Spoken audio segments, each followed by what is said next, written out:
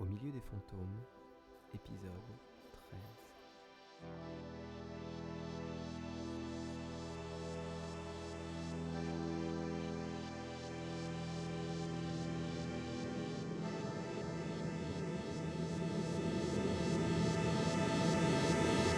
Une salle d'examen au mur jaune. L'interne demande pour la 3e fois à Gus de sortir pendant qu'elle suture la tempe d'Eléa. Il répond pour la 3e fois que ça ne risque pas. Pourquoi t'as pas appelé? Et s'il avait eu un complice qui attendait dehors? Je sais pas, j'ai paniqué. Je pouvais pas rester. Il est... Je suis désolé. Non, j'ai un peu tout fait pour en même temps. Quand il a défoncé la porte, j'étais dans la cuisine, il s'est précipité sur moi. J'ai pris le premier truc qui venait. Je sais, t'en fais pas. Il était fiché. Un gros bras à louer. Ça n'avait rien d'une visite de courtoisie, tu sais. J'avais peur que ça arrive après mon agression d'hier. J'aurais dû te faire surveiller. On t'a vu partout avec moi, Il détourne le regard. avec le scénariste. Quoi, y a un problème avec Augustin? Ouais. Ça s'est passé après que tu sois parti de chez lui, semble-t-il. Les 2 agents qui étaient en place sont en soins intensifs, mais lui ne s'en est pas sorti. Elle reste interdite. Choquée. On a piqué des trucs dans mon bureau. Je comprends pas. L'affaire est quasiment bouclée, les boucs émissaires sont tombés. Pourquoi ça s'agite encore? Bref, faut que j'y retourne. La commissaire Erickson cuisine le patron de Mix Media et j'aimerais bien entendre ça. Je te laisse des gars au cas où. Et ne quitte pas l'hôpital. Devant le commissariat, une foule de micros, des caméras, une ambulance. Gus ne s'étonne pas. L'ambulance vient presque tous les jours et les journalistes sont là pour Mix Media. Il se ferait un chemin jusqu'à l'entrée, sans commentaire. Il y aura un point presse en fin de journée. Comment expliquer l'étranglement de sa suspecte en plein commissariat? Comment ça? Il court, il entre, on lui explique. Comme disent les médias aujourd'hui, parce que ça fait chic ce petit côté professionnel de santé, le pronostic vital est engagé. Qui l'a surveillée? Où était-elle? Avec quoi? Comment? Bordel, mais il y a des caméras de surveillance partout! Trouvez-moi les vidéos! C'est quoi encore ce merdier? Sur les images, on ne voit rien. Non pas que les caméras n'aient pas cherché à filmer, mais, comme un fait exprès, il y a toujours quelque chose ou quelqu'un devant. Dans le bureau du maire, Abigail, en larmes, coupe la télé. Pas de panique, à tous les coups, c'est une mise en scène des flics. Ce ne serait pas la première fois. C'est pour vous débusquer. Ne tombez pas dans le panneau. Écoutez, tout ça va trop loin et vous n'avez pas les épaules. Je sais que c'est vous. Donnez-moi les dossiers que vous avez planqués et je pourrai accélérer les choses. Il est grandement temps de vous montrer raisonnable, Abigail. Elle pleure, vidée. Elle n'a pas la force de répondre, pas la force de le regarder, pas la force de le haïr. Mais ça viendra. Quand la stupeur aura fait place à la colère, elle ne sera plus raisonnable. Plus raisonnable du tout.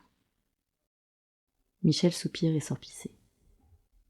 Si elle doit agir, c'est maintenant qu'elle est seule dans le bureau. Mais faire quoi?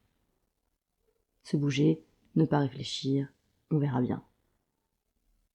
Quand Michel revient, elle ne pleure plus. Êtes-vous calmé? Avez-vous réfléchi? Quand vous dites accélérer les choses, Eh bien, vos passeports, acclémencez-vous. Je peux même vous conduire personnellement à l'aéroport. Vous accompagner jusque dans l'avion. Avec moi à vos côtés, on ne viendra pas vous embêter. vous auriez pu nous faire partir depuis longtemps. Pas vraiment, non. Les passeports, je ne les ai que depuis une semaine. Et quand bien même, mon nom est mentionné sur des papiers qui auraient dû être broyés, mais qui se baladent dans la nature. Qu'est-ce que vous imaginiez? Que j'allais laisser s'envoler ma principale suspecte? Vous avez été prise à votre propre piège, ma petite dame. C'est la cour des grands ici. Les enfantillages se payent cher. Abigail se lève, décidée. Elle pointe le Remington 1911 sur Michel. Vous n'écoutez pas. Fouillez mon bureau, me menacer avec mon propre revolver. Je viens de vous le dire, les enfantillages se payent cher. Avec vous à mes côtés, personne ne viendra m'embêter. C'est ça que vous avez dit, hein? Alors vous m'accompagnez. On va à l'hôpital. On va voir Clémence. Vous déconnez à plein tube, là. L'hosto va grouiller de flicaillons. Ferme ta putain de gueule et obéis. Voiture. Hôpital. Clémence. Fallait y penser avant. Fallait nous laisser partir avant qu'on vous pète entre les doigts. Bien. Bien, bien, bien. Vous n'êtes pas qu'une géniarde, finalement. La situation prend un tour inattendu et ça l'amuse. Victime d'un kidnapping, un rôle qui arrange monsieur le maire. Il sera plus facile de crier au complot si son nom venait à fuiter. Mieux encore. Avec un peu de chance, ni la comptable ni l'assureuse ne sortiront vivantes de l'hôpital. Et les preuves à son encontre seront perdues. Alors il obéit. Encore une fois, il avait raison. Une poignée de flics sur le parvis de l'hôpital, probablement plus à l'intérieur, probablement une paire au chevet de Clémence. Sur ce même parvis, contre avis médical, Iléa fume une cigarette et regarde médusée la comptable et le maire entrer bras dessus, bras dessous. Michel joue son rôle, écarte les gêneurs d'un sourire, évite les questions d'un geste de la main. Iléa chope son téléphone et envoie un SMS à Gus. Ramène tes fesses à l'hosto. La comptable vient de débarquer. Avec le maire.